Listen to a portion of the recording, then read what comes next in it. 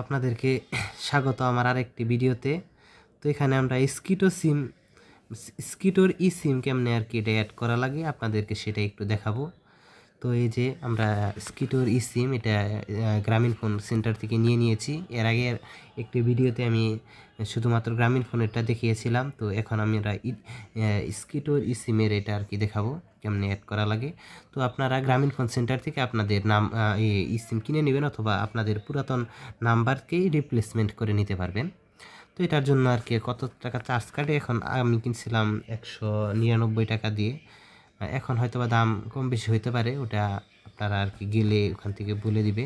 তো আপনারা এটা খুলবেন, এখানে জাস্ট প্লাস্টিকের ব্যবহার করা হয় নাই, শুধুমাত্র কাগজ যেগুলো আর কি পরিবেশ বান্ধব করার জন্য ব্যবহার করা হয়েছে। তো এটা আপনারা খুলে নেবেন। এখানে কিছু নিয়ম নীতি আছে যে ই সিম 1 বছরে সর্বোচ্চ 2 বার আপনি স্ক্যান করতে পারবেন।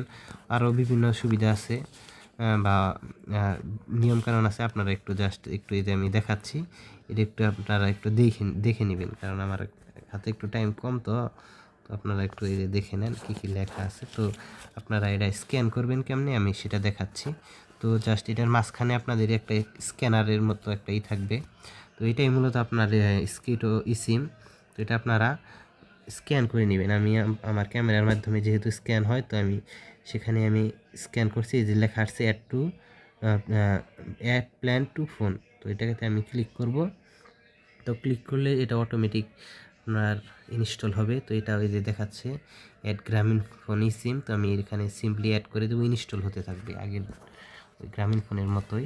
তো ইনস্টল হতে থাক, আমরা সে পর্যন্ত একটু ওয়েট করি।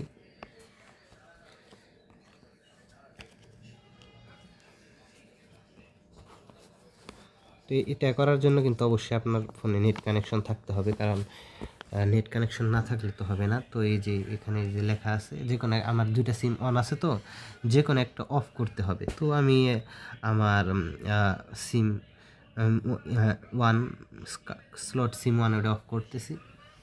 তো এটা অফ করে দিলাম।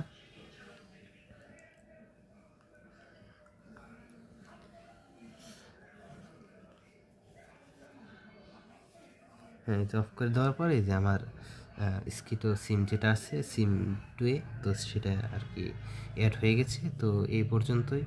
তো কোনো সমস্যা হলে আপনারা কমেন্ট করে জানাবেন, তো আমি সমাধান করার চেষ্টা করব। ধন্যবাদ সবাইকে।